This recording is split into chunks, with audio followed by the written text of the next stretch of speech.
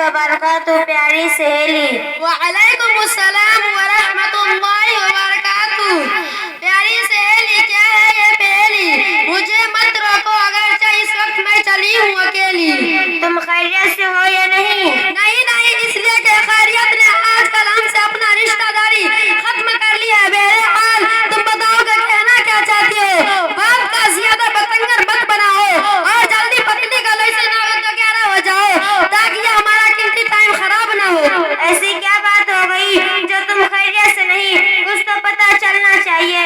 अरे पगली, पढ़ाई से फुर्सत बिल्कुल नहीं। इम्तिहान का जमाना करीब आ रहा है, इसी की तैयारी में इतनी मसरूफ रही कि बीमारी पड़ गई। घरेलू इलाज चलता रहा मगर मर्ज बढ़ता गया। जू दवा की, फिर डॉक्टर दतूरा साहब जिनका गिल्ली गुजारी घराने के गली नंबर 420 में है, उसका इलाज हुआ तो अब जाकर चलने फिरने के काबिल हुई। लेकिन अचानक तुम इधर कहाँ से टपक पड़ी? और क्या मैं यह जान सकती हूँ कि तुम्हारा शान नुज़ूल क्या है? बिल्कुल फुर्सत में थी, कनाही का नाक रस रहा था और दिल भी उचाट हो रहा था, इसीलिए तुम्हारे पास काम से आ गई। वैसे भी बहुत जमाने से मुलाकात नहीं हुई थी, चलो इसी बहाने साझा चलते चलते हमारी तुम्हारी मुद्दतों के बाद मुलाकात हो गई। मालूम होता है कि मोहतरमा मुर्सद साहिबा तुम्हारे घर की नौकरानी है तो तुमको मिलती रहती है, लेकिन मेरे घर की तो नौकरानी नहीं बल्कि महारानी जी है, इसीलिए मुझे तो मिलती ही नहीं। क्या मैं ये जान सकती हूँ कि तुम इस वक्त सुबह सुबह कागजात का पलंदा लेकर अकेले अकेले कहाँ चली जा रही है? बंद करो अपनी बकवास। मैं मदरसा जामिया फातिमा तुज़्ज़ोहरा लिल बनात मोहनिया जिला सुपौल में इल्म दीन हासिल करने जा रही हूँ। इस वक्त मेरे हाथ में है कुरान, रब्बे दो जहां का फरमान।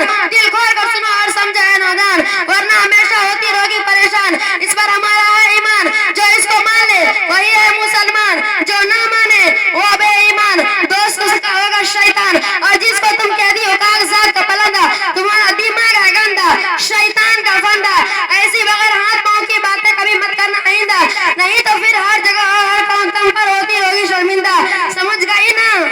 अच्छा ये बताओ कि तुम इल्म हासिल करके क्या करोगी, जबकि ये इल्म तो सरासर दकिया नवेस्त है, इसको तो सिर्फ लकीर के फकीर ही सिखा करते हैं। तुम्हारे खोपड़ी में अकल है या गोबर का गोदाम, मेरी समझ से बाहर है, तुमको समझाए भी कौन? अरे इल्म दीन ही वो दौलत है जिसके मुतालिक कुरान ने डंके की चोट पर ऐलान किया है, कुल हल यस्तविल्लज़ीना यअलमून वल्लज़ीना ला यअलमून। क्या आलिम और जाहिल उसी तरह बराबर नहीं हो सकते जिस तरह रात और दिन, धूप और छांव, बिना और ना बिना, रोशनी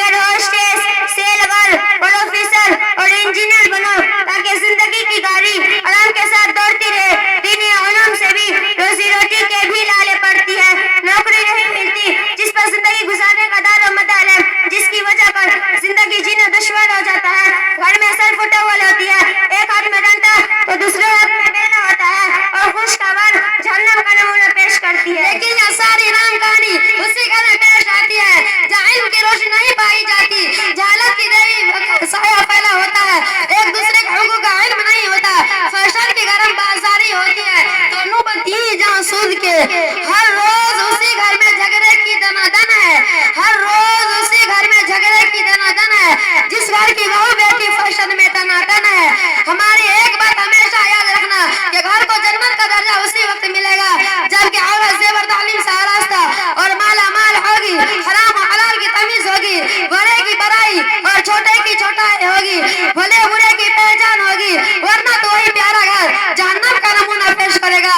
मैं दुनियावी अंग्रेजी तालीम का मुखालफत बिल्कुल नहीं कर रही हूँ और हमें उसका कोई हक भी नहीं है। रोजी रोटी का टेंशन भी हमें नहीं लेना है क्योंकि उसकी जिम्मेदारी खुद अल्लाह रब्बुल इज्जत ने ले रखी है। चुनांचे इरशाद फरमाया, वमा मिन दाब्बतिन फिल अर्ज़ इल्ला अलल्लाहि रिज़्क़ुहा। कि आँख खोल कर देखो तो तुमको नजर आएगा कि हमारे इसी जिला सुपौल में हजारों डॉक्टर, वकील और बड़े बड़े इल्म के बाहर रोजी रोटी कमाने के लिए बड़ी बड़ी डिग्रियां लिए हैं, दर दर के ठोकरे और धक्के खा रहे हैं और परेशान नजर आ रहे हैं। रातों की नींद हराम है। ऐसी सूरत में सारी दुनिया की बात करना बिल्कुल ही बेकार है।